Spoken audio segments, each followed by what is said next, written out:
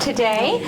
So this is an interesting session. I think everybody is kind of starting to think about AI and ChatGPT, and as we know, ChatGPT does not engage in academic activities on its own, nor does it have the ability to plagiarize or violate academic integrity policies. However, ChatGPT, like any other AI program, can be used by individuals to generate content that is not original, which can lead to academic misconduct. And so this is really what we want to base our conversation around today. It's really new technology.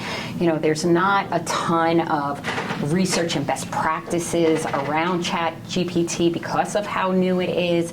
And so I think as a community, it's important that we kind of discuss, like, what are we doing logically that makes sense? What are other schools doing? What can we pull from each other to have some structure around technologies that we know exist? So I'm going to moderate this session today, and I have a list of questions that came up with, and we'll see what people think, all right? So to start us off, technology itself does not directly contribute to grade inflation. However, it is possible for technology to indirectly contribute to grade inflation through various means. For example, when we think about like online classes, sometimes how we test people are different than how we do that in the traditional class. Maybe we give people 2 attempts online and only 1 attempt in the classroom. So just to start off the conversation, what do you guys think about that? Like, how are you controlling some of that in your day-to-day? And then we do have a student on the panel. You know, how do you view that? Do you take an online class because you get that advantage? So if we could first just introduce ourselves, and then if you want to. Hi, I'm Bill KOLBENSCHLAG. I am a lecturer here at Kean University. I teach a whole bunch of different classes, but I do teach public relations, writing, journalism, speech courses, and some things like that. Do you want me to answer the question also? No, let's just introduce everyone and then feel free. Okay. Hi, everyone. I'm Dr. YUAN. I'm an associate professor in the Department of Communication, Media, and Journalism. My research focuses on organizational communication and in the cultural communication. I became interested in this topic recently, so when Bill was putting this panel together, I was like, oh, sure, you know, I want to join this panel. So by no means I'm speaking like an expert here, all right? It's just like a learning process for me too. So I view this more like, you know, a discussion, sharing the viewpoints between the audience and the panelists. My name's Riley Pond. I'm a graduate student here at Kean. These are both of my professors I have right now. So be careful of what you say. But yeah, I experienced school online, and I wanted to wait for graduate school until it was in person again for sure. So I have thoughts. I'm Todd KELSHAW. I'm the Associate Director for the School of Communication and Media at Montclair State. You know, my own scholarship pertains to communication in democratic contexts. I'm interested particularly in dialogic and deliberative interaction, which of course informs the ways my approach is to pedagogy, which of course ties into both the opportunities and also the challenges of emerging technology. Absolutely, and I forgot to introduce myself. Dr. Erica Osmond. I'm from Rowan College of Burlington County, and I teach speech and business and professional communication courses, and I'm a department chair. Okay, so what do you guys think about like the differences with how, you know, the pedagogical differences with how we run these classes? And if anyone has any thoughts, feel free. In terms of tests, are we doing that? Is that in like terms some exams? of like grade inflation and how the two different modalities could kind of help produce that, or does it not produce that? You want me to start? I think so. It's pretty interesting. The pandemic and going through that and seeing that and how it works actually made me change the way I do things in the classroom. So now with my in-person classes, a lot of them I do on Blackboard and allow the traditional students to take the tests on Blackboard, and I do it timed just like the for online. And I think we may have talked about this, but the way I look at it, and I also, with that, in combination with that, I also made my tests worth less. Like, they're not worth as much towards the grade, because I know that the students can look things up at home and online. I actually tell them, I said, it's okay if you do that, because in my mind, they're still learning. They still have to look up the answer. They still have to find it. So I don't know. And does memorizing things and then rehashing it on an exam and doing that, is that much better for somebody's learning than if they're taking an exam, they have to look up all the answers in the book and write it all down?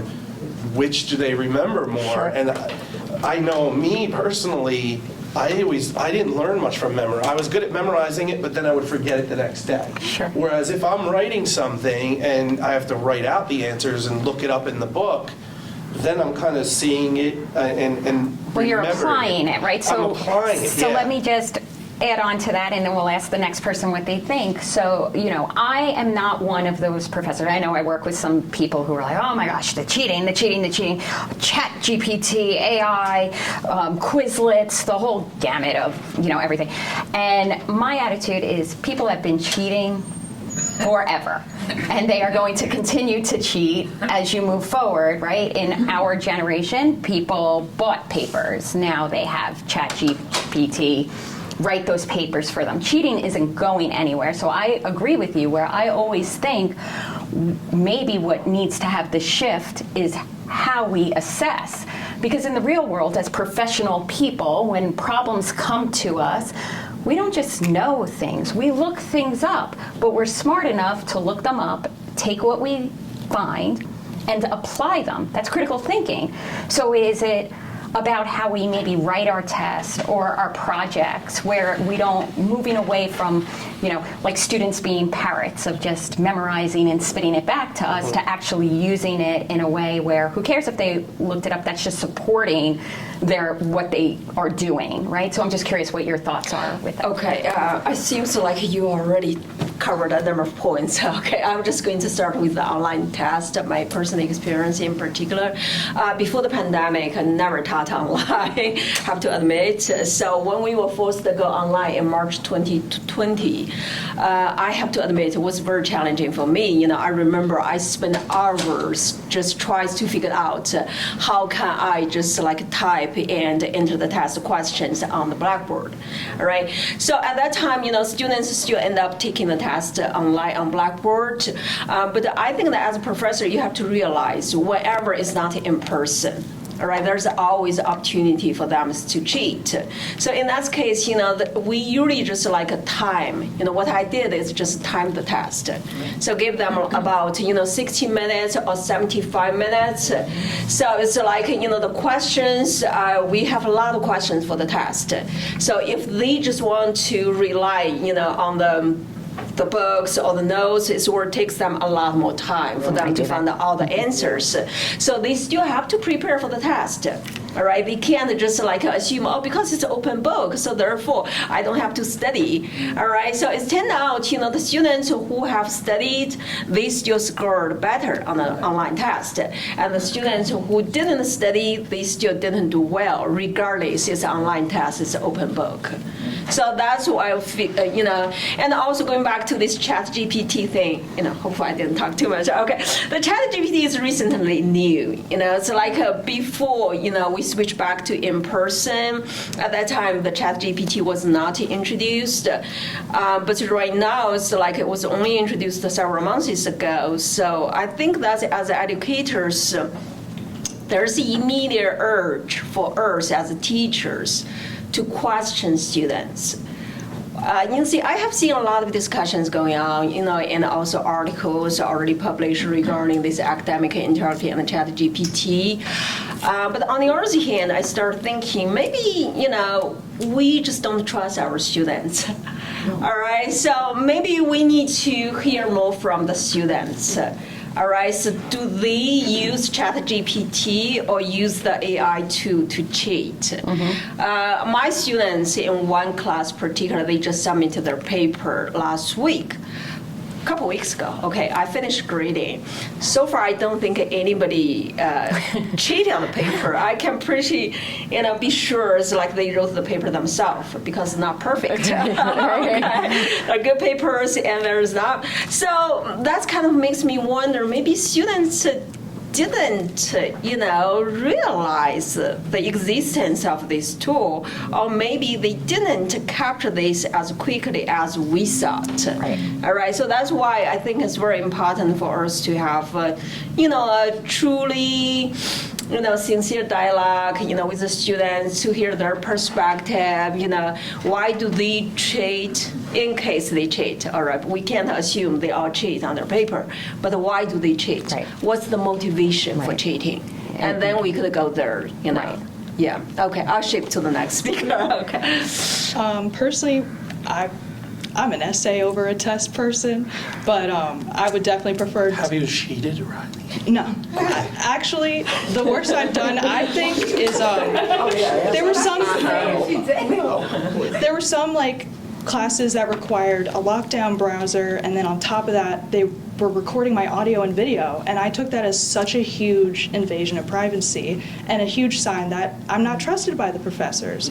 And I found, like I said, it was so disrespectful to me, so I took it as a challenge to like, all right, how do I send the message back that I feel disrespected? So I decided to blast like either heavy metal, really foul music, and full blast, like my whole house could hear it and was shaking. And then I just take the test and hope for the best, because I really did not like that I was being recorded at all. Like, I don't want to record you guys, so Right, what, right.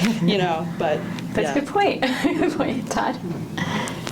Well, we have to remember that the entire purpose of assignments and the entire purpose of grading at all is that we are trying to assess students' documented learning, right? Course-related learning. We're not evaluating them on their effort, on how much we like them, on how nice they are, how engaged they are. We're assessing their documented learning. So with that said, the assignments that we have to develop, we have to recognize have both process and product dimensions, right? The product is really what we're grading, but we have to remember that the process part is really, really important, meaning that as they're doing the exercise, it's a learning activity in and of itself. So it doesn't just create something for us to evaluate, but it's actually a process of learning. And so parts of that are, as John Dewey said, we don't learn by doing, we learn by reflecting on doing. Yeah. So there's got to be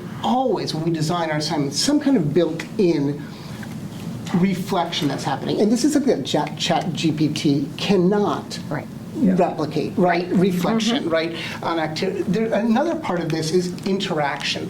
Our digital tools have allowed our students to interact and generate their learning in really vital ways through discussion boards, through collaborative assignments and exercises, right, which can be very fruitful. And this allows for the third part of the process, which is really important, which is synthesis or integration or generation that happens. And again, this is something, that creative part of it is what we should be requiring in the work that we're evaluating. I agree, yeah. And if it's easy enough for a student to plug in or to cheat or to do when we're looking for what I call strictly forensic things, like what year did this happen, Right. and so on. No But if we're critical asking thinking. for that thought, that generation, that's something that can't be faked or cheated in quite the same way. And critical thinking skills are, that's a skill. It comes with time. You have to play with that. You have to use it. So I think. And oftentimes students, and I'm not faulting anybody, but they have not been taught how to think. Yes. I've had students come to me as freshmen who've been very upset because I'm asking them to think about things and they've never been asked to do Right. that, especially as K-12 is increasingly asked them to teaching Black to the and white, test. right. No, this, and this, as opposed to, what do you think about that? I had a student say to me, no one's ever asked me what I thought about that. Yeah. And that's sad because, here part of our responsibility is to help with that, but we're starting from square one. And I see that all the time. 18-year-old. Yeah, I see that all the time Yeah, with I my just want to add students. to what Todd said. I fully agree with you. Seems like so far our grading was primarily just based on final products. They have to take in the paper, and then we grade that based on the performance. But we didn't ask students to give us a several draft. How do you start from this rough idea eventually to the final paper? So maybe in the future we could ask students to submit several drafts. So that's why we can see the process, the learning process. And And generative. that's what Yes. the programs can't do, right? Yes. Okay, do you think that that how can we ensure that students understand, like these technologies aren't going anywhere. We can all agree more will come up, but they're not leaving. So how can we ensure that students understand the appropriate use of IA programs like ChatGPT? Is there a way for them to use it as a learning tool? Because I've been playing around with it. And I think two things.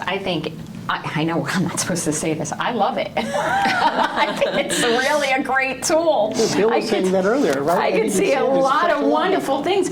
More so for us as teachers to use ChatGPT for coming up with discussion board prompts, right? Like some of the things it thinks about, you go, oh, I didn't think of that, right? Maybe that could start a good conversation in our class. So if a student is really starting from scratch, right? Almost like a Wikipedia. When you're starting and you know nothing, maybe you do glance at Wikipedia to kind of just get a framework and then you move from there. What could we do to say, listen, technology does exist. You could use it in appropriate ways, but you still have to be an academic, have original thought, and do your own work, but use it as a tool to almost get you started. Should that be part of the conversation? Is that an appropriate use when people are in college? I think it is, but I don't know. What do you guys think? I think we need to become more educated on it. I think that we need to become experts in this type of technology and all the technology that we're seeing come out that help us teach and also help students learn. And I think that's a big part of it. And I know, Winley, you said you're not an expert. I'm not an expert. We know a little. We know about it. We know there can be some benefits. We know there can be some downsides. I think it's kind of part of our responsibility now that this is within what we do to familiarize ourselves with it a little bit more and really start to understand and have conversations like we're having today, so it's kind of hard to answer a lot of the questions until we really get a good grasp on it and maybe speak to the students about it in our classes. Say, what do you think? Have you used it? What could we use? How can we use it for good? So things, I think that's the first step, is just becoming more educated and also understanding more of how the students feel about, like Riley, the fact that you just brought that up about that you were being recorded and it made you feel uncomfortable. That's good to know, something like that. I haven't done anything where it records, but I could see how you would feel like that. And I think it's important for us to listen to our students' needs and listen to how they feel they're learning best and how are they not. And maybe they feel insulted that we would think they would cheat and use ChatGPT.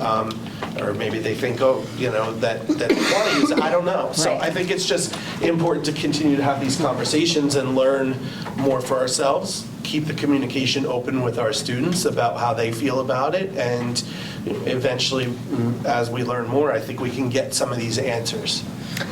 Yeah, I agree with Bill. It seems like right now a lot of our discussion is more like reactive, right? So, here's a new phenomenon, this ChatGPT thing. Oh, I'm so panicked. How can I prevent students from cheating? So like a lot probably more based on assumptions. So definitely, we need to be more educated. We need to learn more about this new technology. And plus, it seems like the technology evolves so much faster than we wish. Just within a few months, GPT-4 was introduced shortly after the GPT 3.5. All right, so it's like, how can we catch up with the speed? So this is something, it's really, we have to think about. That's why I was saying that sometimes probably don't just jump to the conclusion. Right. Make some premature judgment. All right. Instead, we have to really sit down, having a larger conversation, involved, multiple stakeholders. That's both the teachers, students, and other, administrators. And then let's see, how it plays out. What might be a reasonable plan, for us to going forward. So I do notice that a lot of schools are doing subcommittees, doing research on this, trying to come up with some framework around it. Should we be doing that? I mean, we all have academic integrity blurbs that we are, right? We don't have, at least at my school, we don't have committees for, oh, this person's buying papers, and this person's using ChatGPT, and this person's doing this, and this person's using a Quizlet. And so why do you think, and I don't know if any of you are on these committees, but why is this one standing out as though this never existed before, that we're actually taking the time to have committees, these standalone committees for this one technology in a world of all of these technologies that already exist? I don't understand why it's this one that got this type of attention. I don't know, is anyone on a committee in that? And Dr. Guitar is on the committee. Yeah, we. Yeah, Dr. Guitar. Like how do you feel about being on a committee? I'm not in the chair, so. How do you feel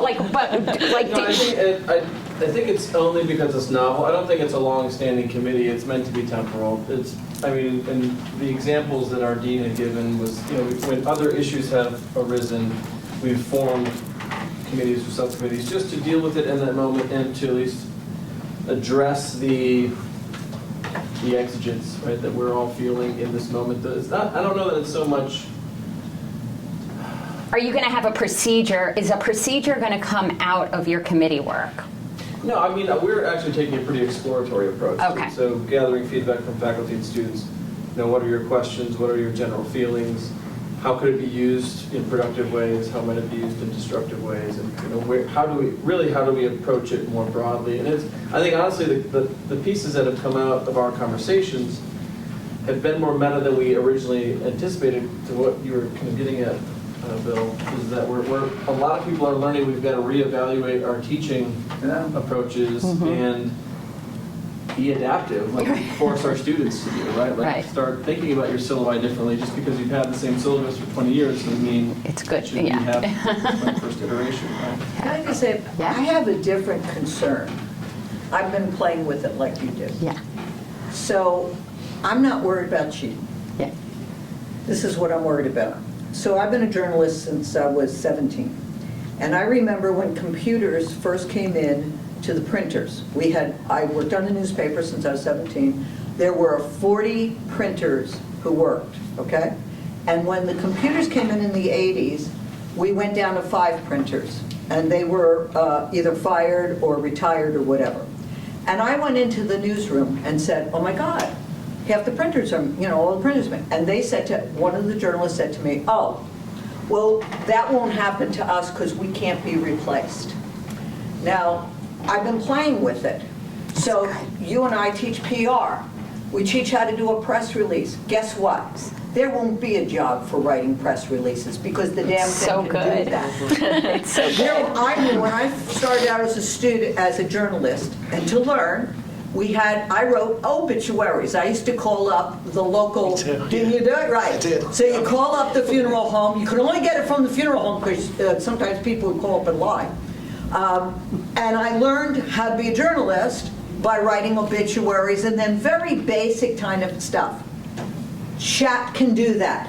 Those jobs are gone. In fact, the obituaries are gone already. The funeral home has a program that just plugs it in now. Sure. So what we have to change, I think, how we teach, is not worry about the cheating and all the other stuff.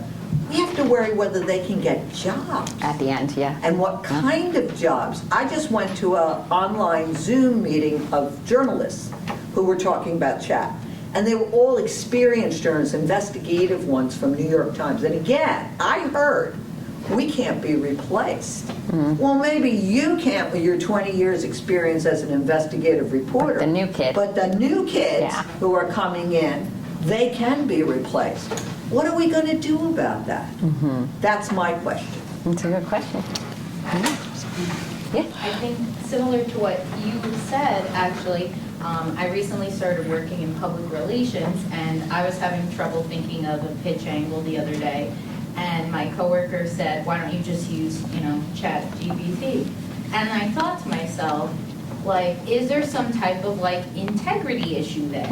I don't know, because do we even know yet, are these original ideas, or are they taking from pre-existing things? What if I'm accidentally stealing a headline? Right. Right. There's so much uncertainty. So I think as professors, something you could really benefit from is teaching, or saying rather, yes, this thing can create an idea for you, but here are reasons why your ideas might be better. Because ChatGPT doesn't have my life experience, my perspective, the things that I think or care about. Yeah. So I didn't download it because I was like, it probably could write a pitch angle for me, but I'd rather do something myself. And if you write your question, you know how you have to put a question in, like, like a little starter for chat, and we use the same wording. Are we getting the exact same thing? No. Right?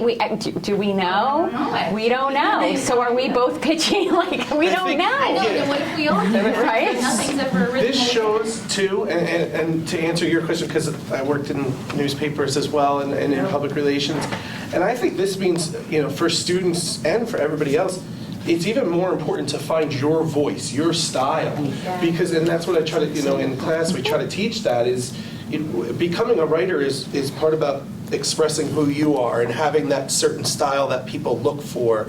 And as you said, ChatGPT isn't like it's not it can't write Erica. It can't be Erica, So I think even more important now is we teach them to be you, because I think that's what makes a good writer is that you're putting your spin on it, your personalities in it. And I know with journalism that's a lot harder, right? Because it's just facts. But are editors going to, A, care about that? B, will audiences care about that? Will they get so used to having, I agree with you, I mean, voice and all that, but maybe someday, soon, it won't matter. Yeah. And then what happens? Could be one And voice. I don't know. Yeah, could be one voice. I don't know. Yeah, go ahead. Just to echo what you're saying, over the past 20 years, maybe more, as we've seen the decentralization of media, right? It's really transformed our expectations of voice and the performance of authenticity in things like public relations, even journalism, and government's voice, and so people are permitted to be more personable, right, in their voice. So this question about finding your voice is increasingly important. Cynthia, you raised an interesting point that are we at a point where we might step back and those voices might become much more One voice.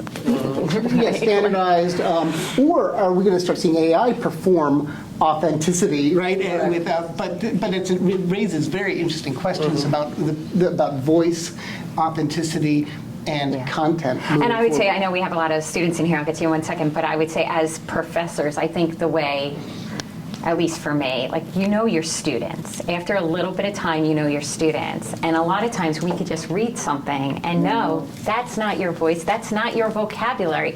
I bet you don't even know what that word means because everyone has their own style. So sometimes that's, in my experience, if I catch someone with that, I would usually catch that before like running something through, turn it in. I'm not doing that, usually. But I could usually tell just by the voice, right?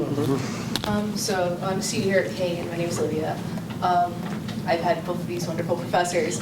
I feel like when it comes to the discussion of whether or not it's okay to kind of like even look at ChatGPT, GPT, I can't speak today. I feel like it's very similar to the art perspective of like referencing art. Like if you have like, let's say like a picture of a pen that you want to draw. If you look at a picture of like an actual pen on the table and look at it for reference, it's good in like a framework sense, but you can't just go take a picture of that pen and use that and claim that's art. You're like, that's your like painting you made. You can tell it's not. I feel like it's one of those situations where when it comes down to like framework, like for example, let's say I'm like, I have no idea like how to write a press release, hypothetically. I should, I do, but let's say I don't. You'd be disappointed. But I go on there, I say, how do I like write a press release and see what it shows up? That would be good in the sense of, oh, that gives me a reference as to like, okay, what I'm doing. Yeah. But like I would say when it gets to the thing of where you're starting to use specific details, kind of what Erica said, it's the concern of like, am I copying someone? Where did it come from? And we've seen studies already showing that AI has been proven to be racially biased, that it prefers white people, it prefers men. And it's like, well, how much more advanced are we getting that if we're still having these biases that blatantly that can be found? It's a good point. It's a good point. But I do agree with like modeling, right? It's just more examples of modeling, which could be used as a good thing. That's actually a big concern of the ChatGPT because all the answers it's generated was based on human data, the existing data, and human beings have a bias. All right. So, but of course, they try to fix their own error too. All right. So they are also constantly evolving. That's why the people who type the same question at a different time in the ChatGPT box, they will get different answers because they also upgrade or modify the answers based on the more data they got. Right, and I think that could be another big discussion regarding the ethical concerns raised by the use of the AI tool because they also learn themselves, the AI tools. So it's kind of just like they could spread rumors, and this information. So how can we differentiate what is fact and what is not fact? Right. Yeah. So I kind of want to piggyback off of what they were saying, where they're asking, how do you know you're not stealing somebody else's work? So other AI generators, they have been proven, for photos, that they're taking photos from other creators. They're just finding things on the internet, mashing it together. So letting a student use, what's the chat? ChatGPT. How do you know that you're not, how do you think about the integrity level of it could be just taking people's hard work and just mashing it together? I mean, artificial intelligence is, it's advanced, but it's not advanced enough to be giving you its own work. So you're technically what you're explaining is called patchwork plagiarism, right? So you're taking a whole bunch of things, squishing it together, making that new document. This is something that I think as professors, you've always had to kind of keep an eye out, right? Because I always kind of think of that as the smarter cheater, right? You're not taking it word for word. You want to make us do a little bit of work, right? But it's definitely a good point. I think AJ can stand up. Oh, go ahead. Yeah, I kind of wanted to add to that. It really is kind of crazy, the widening implications of the fact that this isn't a programmed text generator and not an actual not an entity with subjectivity, and it doesn't know anything that it's talking about. I actually asked it how do I cite anything I get from you? And it just said, oh yeah, ChatGPT 2020-30. Hold up, but you didn't make the information, right? Humans did. Isn't that kind of messed up? And it was oh yeah. He tricked So us. it doesn't know, right? It doesn't carry that logical That's its downfall, right? So I had somebody at work who was playing around with it, and they put in a character from a literary piece, and it was Captain Whoever, and ChatGPT came up with this whole descriptive, beautifully written essay on this hairy guy with a long beard and whatever, and the character actually could not grow any hair. So they just found some captain with this name, smushed it together, and wrote a beautiful story, not based on anything. Yeah, I mean, it doesn't copy anything, it paraphrases. Yes. So that's an important distinction, I think, here. And also, it makes crap up all the time. Yeah. Yes. And that's another important thing to remember. But the thing is that the kind of committee that Dr. Qatar was talking about, I think one of the things that's a great opportunity at this point is to bring a whole bunch of different people into a group like this, a work stream like this, including students, including lay people, including faculty, and kind of say, okay, this is this really interesting tool, how can we put this to really good use? Instead of kind of worrying about it so much, is kind of looking at its potential, because the more kind of diverse perspectives you have, and the more people have played with it from their own particular needs, then you start to understand, well, this could be used in various ways. And that's going to mean some really ugly realities, such as the fact that press releases will be written better by ChatGPT than by me. Because one, I hate writing press releases. Two, I've been, most recently I was a global communication leader in a business services firm. You couldn't pay me enough to do press releases, you'd have to hold a gun to my head, but I would do it.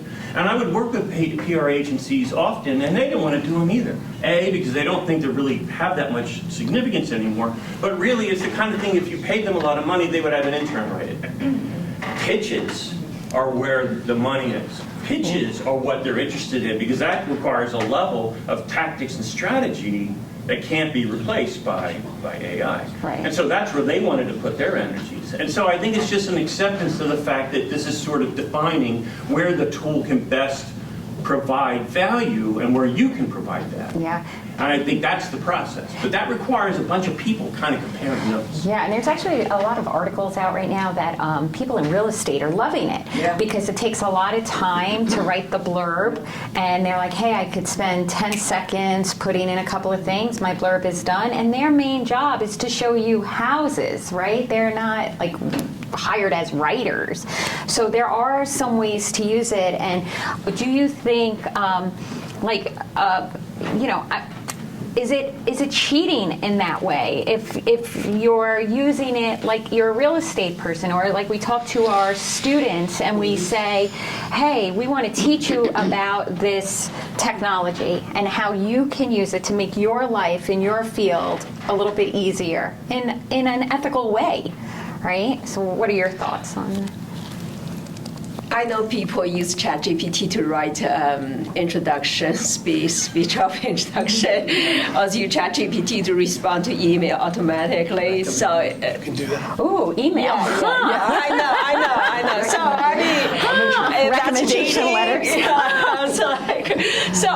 There's a gray area, and as a matter of fact, I saw at least one scholarly article that's published with ChatGPT as a co-author.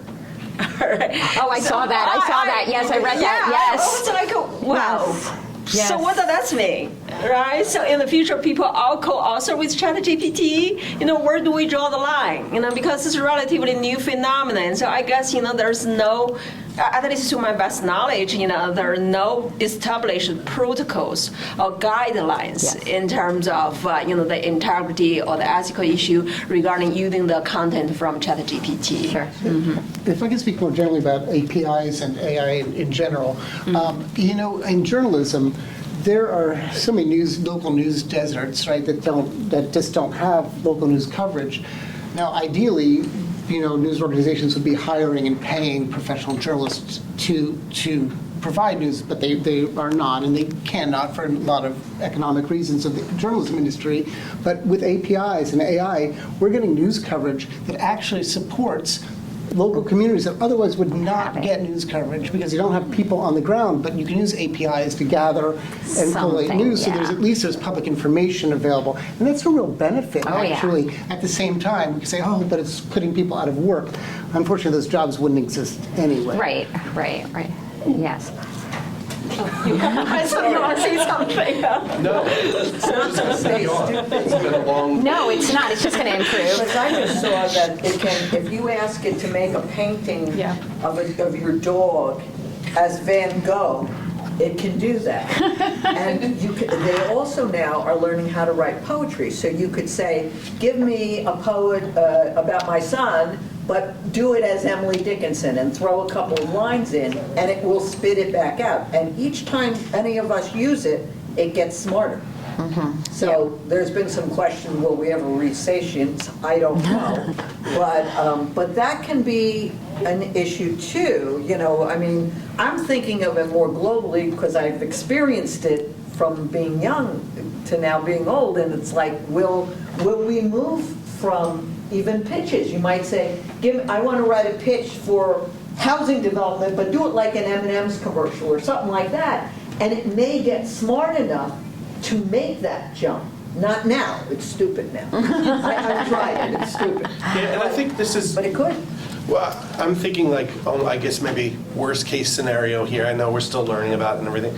But could it really take away creativity from people? Yeah. Because as you said, and I also know it can write songs, right? So do we eventually hit a period where nobody's writing, they're using ChatGPT to write the songs and then just perform them? Hopefully they'll always be good songwriters, but is that going to be a thing? Could it be taking creativity away from people? I don't know. Some people now that perform music have people write their songs for them anyway. They can have robots performing the music. I'm sorry. Go ahead. I was actually going to say I kind of have a counter argument to that because I'm a videographer and video editor, and when I first started, I didn't really know anything that I was doing, but like the technology has gotten so much more advanced that it allows you to like, because a lot of the hard stuff, like a big thing is audio, that takes a lot of work, but I got introduced to this program called Adobe Podcast where you literally just drop it in and you get professional sounding audio. So now I could go and do an interview with someone and have audio on the same quality as audio from a major network. So I think it makes it easier. And you don't think that it doesn't sound like it takes creativity away from you? You're still able to be creative with you, and it helps you. And that's good. I Good would say example. it makes it easier because instead of having to like worry about all the technical aspects, now I just have to focus on like the questions I'm asking or what are they saying and how do I use this to make a better story. So it helps with efficiency, Yeah, right? And yeah. that's what I keep thinking about. Like, there are definitely positive things that these Absolutely. programs can do in a classroom. Yes? Just a quick question. Is there like one individual or like a team that owns this? I don't know. What's The program. It's the company. I think Microsoft invested tons of money, billions of dollars developing. They have labs. They have a lot of people, working in the labs to develop those kind of programming, and they constantly upgrade that. And there are competitors on the way, right? Yes, the Google, and there was some like foreign companies, they start to develop similar programs. But right now, it seems like ChatGPT is ahead of the other competitors. Erica, did you have your hand? Oh, yeah, I was just gonna say, like, in terms of will it take over certain things, will it rob us of needing to be creative and stuff?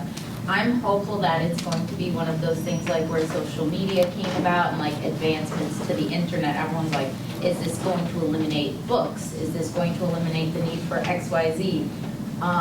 It seems like we always keep those core things, even things like self-checkout. If they're like, oh, they're going to get rid of cashiers. We still have cashiers. We still have books. We still have magazines. We still have all these things.